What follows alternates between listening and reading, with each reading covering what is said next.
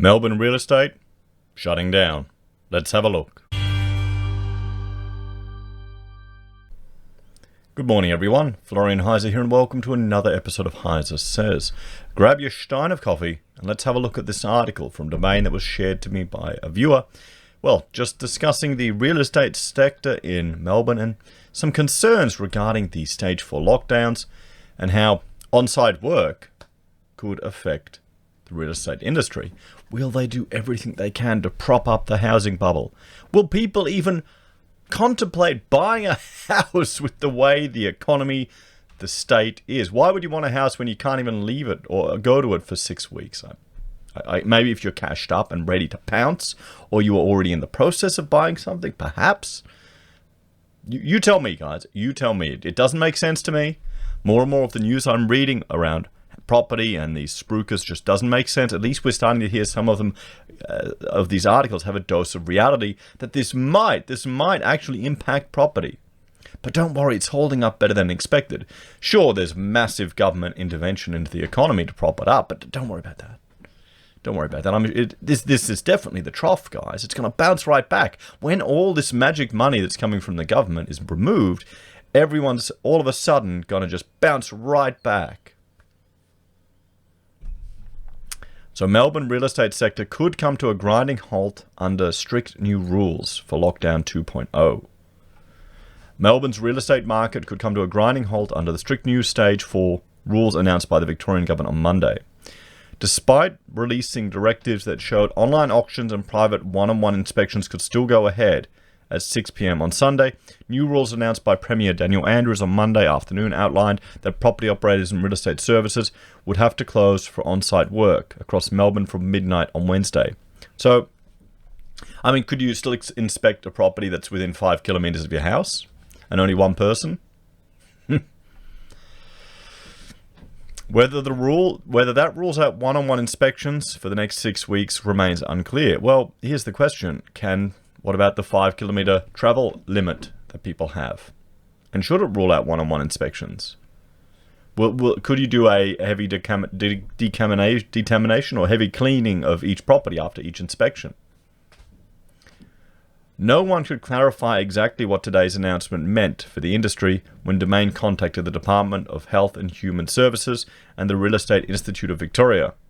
REIV President Leon Callinan said the group had been trying to get information from the government on Monday. We're continuing to seek out what the finer details are, Ms. Callinan said. We can still settle on a home and move house at the end of a lease, so property managers will still continue to work, she said. But they can't work in their office, so they have to work remotely from home. At his press conference on Monday, Mr. Andrews said there would be more announcements to come regarding the real estate industry, particularly around rentals and tenants. Melbourne's construction industry was given much clearer parameters. From midnight on Monday, developers of apartment buildings higher than 3 stories will need to reduce their normal workforce to a number not exceeding 25%, while home builders will only be able to have a maximum of 5 people on site. Our construction sector, in many ways the lifeblood of our economy, will also move to pilot-light levels, Mr. Andrews said.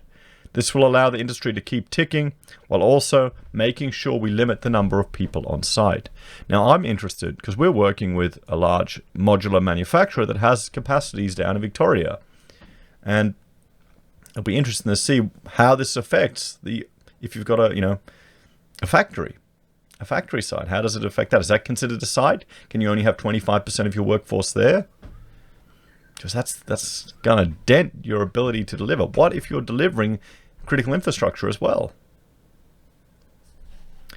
Industry experts fear it will make projects unviable and will also mean home builders who had specifically applied for the federal home builder grant face an uncertain future. Well, yeah, I mean, this chucks the whole home builder grant out the window. And this is the problem, guys, when people are making these huge financial decisions where the government is intervening and incentivizing people to take on debt, take on liability, take on these projects, there's so many unknowns. I'm worried about the lack of director responsibility for trading while insolvent. My greatest fear is if we get a house lifted up in the air and I'm stuck with a house in the air that I can't occupy. What if you're stuck now, all of a sudden your program has been pushed out another 6 months because you can only have 5 people on site for these 6 weeks, and you have a snowball effect? We'll have to see. And it'll be interesting to see what the new rules regarding tenants and rentals are going to be. If you're having more restrictions on evictions, more restrictions on more rent strike, more people not having to pay rent, how's that going to manifest in the value of these investment properties? I suspect the only thing that's keeping some of these properties buoyed up is that you've got mortgage holidays. What if you're going to have forced sales and you're advertising a property where you can't get rid of the tenant's not paying any rent? Does the debt incurred for that period, does that transfer with the property to the new owner? The move to reduce the number of builders on housing projects follows concerns about builders working on a high-rise in the Melbourne CBD testing positive for the pandemic.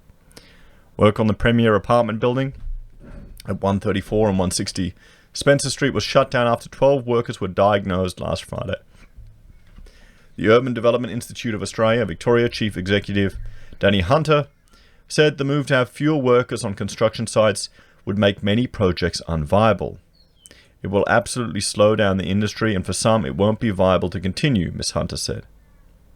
We're concerned for employees of the industry whose jobs are under threat. Well, this is going to be a recession. Well, yeah, we are in a recession. We technically haven't reached the 2 quarters of negative growth, but come on. There's going to be people that are losing their jobs. Unemployment is sitting now at 7.4%. You look at the Roy Morgan data, unemployment, underemployment is nearly a quarter of the workforce. You're going to have people that will leave the workforce, will never return. You're going to have businesses that are forced to shut down that will never start up again. But, the good news is there are going to be opportunities that emerge out of this. It's going to be tough. It's going to be hard. Hopefully we'll learn some resilience out of this. Hopefully some people will have a never again moment and wake up. But guys, it's going to be a hard couple of years probably. Ms. Hunter said the lockdown of the industry had been a hard 6 weeks to allow projects to go ahead. She also called on the federal government to extend the Home Builder Grant scheme to allow Melburnians time to buy land and start construction after the December deadline. At the moment, to be successful for the grant, contracts for the house and land packages must be signed by December 31st. This really kills home builder because now it means that the stretch to deliver the land and start construction will be delayed, she said. HI Victoria was more complimentary of the move, with Executive Director Fiona Neal saying it would keep thousands of people in jobs. As Victoria moves into this stage 4 lockdown phase, today's decision is vital recognition by the government that the procedures our industry has put in place are working and that housing construction can practice the necessary safety measures, Ms. Neal said. She said there were more than 30,000 houses and more than 30,000 apartments under construction in Victoria, mostly in Melbourne. 60,000 guys. Do you think that demand's going to be consumed? Ms. Andrews said the closure of many industries was needed to stop the spread of the pandemic and save lives. On Monday, 429 people tested positive for the pandemic and 13 people had died. The moves will see Victoria's workforce reduced by a further 250,000 people after an initial 250,000 lost their jobs in the first wave. These are heartbreaking decisions, but there's no choice, he said. So here we have it, guys. Some big unknowns for the real estate industry. How's this going to affect construction? How is this going to affect the valuation of these jobs? As always, please let me know your thoughts and opinions in the comments down below. Like, share, and subscribe to the channel. If you're a fan and want to support us, there are a few ways you can. You can join us on YouTube or Patreon. Use our affiliate links at Amazon, eBay, Independent Reserve, or Kucoin. Buy our merch from HeiseSays. Use Gold Pass from the Perth Mint, or support us via PayPal. See you next time, everyone.